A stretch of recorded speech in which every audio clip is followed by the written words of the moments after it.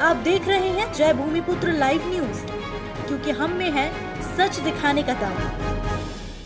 बुधवार की रात दमोह के अस्पताल चौराहे पर भाजपा नेता विशाल शिवहरे द्वारा वरिष्ठ पत्रकार अटल राजेंद्र जैन के ऑफिस पर हमला किया गया और जान से मारने की धमकी दी गई। इस मामले में पत्रकारों द्वारा एक ज्ञापन एसपी को दिया गया। पत्रकारों का समर्थन करने पथरिया विधायक रामबाई भी पहुंची। वरिष्ठ पत्रकार अटल राजेंद्र जैन के साथ हुए इस घटनाक्रम के बाद पत्रकार जगत काफी आहत है। यही वजह है कि बड़ी तादाद में पत्रकार इकट्ठा हुए और एसपी को इस मामले में कड़ी कार्रवाई करने के लिए ज्ञापन दिया।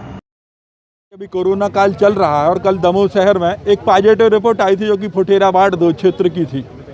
फुटेरा वार्ड 2 में जिस ठेकेदार को कोरोना पॉजिटिव रिपोर्ट आई थी उसके साथ ही शहर में घूम रहे थे। क्योंकि शासन की तरफ से इस बात की मनाही है कि जो लोग कोरोना पॉजिटिव है या संदिग्ध उनके नाम उजागर किए जाएं।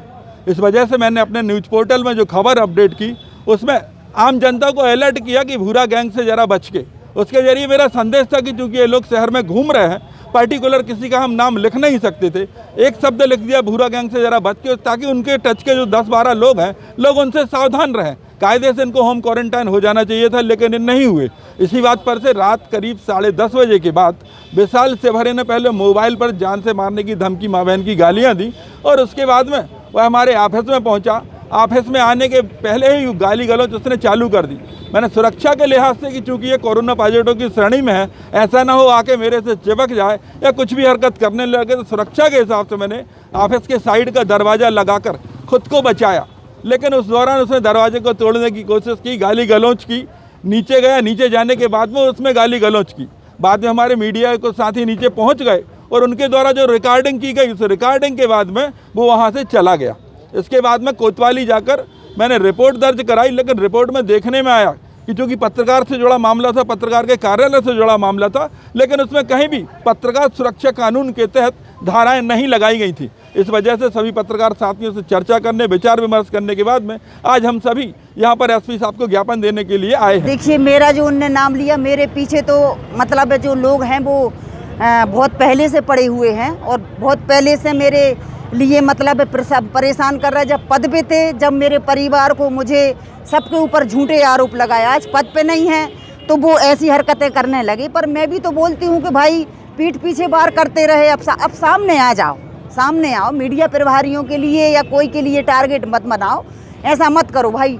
और अब मैं तो एक बात जानती हूँ, सभी पत्रकार भाइयों से कहना चाहती हूँ, जब कोई पाप करने वाला और पुण्य करने वाला जब आमने सामने होते हैं तो ईश्वर जानता है, जनता जानती है कि हमेशा पुण्य करने वालों की लड़ाई वो मुझसे नहीं जीत सकते, क्योंकि मैंने हमेशा जनता के हित में लड़ी हूँ, हमेशा जनता के हित के लिए खड़ी रही हूँ। मैंने कभी ऐसा कोई काम नहीं किया जो मुझे ईश्वर जिसमें सजा दे। और आज उसका परिणाम आप भी देख रहे हैं कि मुझे इतना गाड़ने की सोचते रहे, इसके बावजूद मैं आज विधायक हूँ।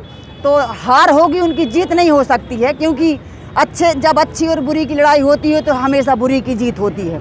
हमसे बिल्कुल नहीं, बुरी अच्छाई की जीत होती है, बुरी की हार होती है। इस मामले में मुख्यमंत्री जी से चर्चा करेंगे? बिल्कुल करेंगे और मुख्यमंत्री जी से चर्चा करेंगे। और आप लोगों की बात तो पूरे भारत में मतलब ये सभी जान चुके हैं कि पत्रकार भाइयों के साथ क्या हुआ।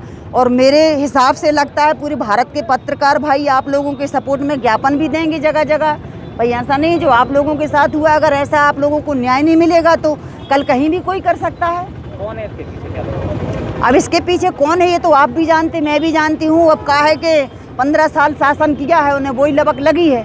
अब कोई पूछ नहीं रहा, कोई औकात बखत नहीं बची है। तो अब स्थिति जा हो गई कि, और जब मैंने पहले भी कहा, आज भी कहा, पागल हो गए लोग। ये फरियादी की घटना के बाद फरियादी की रिपोर्ट पर कल तत्काल थाना कोतवाली में अपराध पंजीबद्ध कर लिया गया था और 2 आरोपी थे, उसमें दोनों की गिरफ्तारी हो गई है। प्रकरण में अग्रिम विवेचना की जा रही है, प्रतिबंधात्मक कार्रवाई भी इसमें की जा रही है और आज जो ज्ञापन दिया है उसका भी परीक्षण करा के अग्रिम जो भी उसमें आवश्यक वैधानिक कार्रवाई होगी वो की जाएगी। दमोह संवाददाता राजेंद्र तिवारी की रिपोर्ट।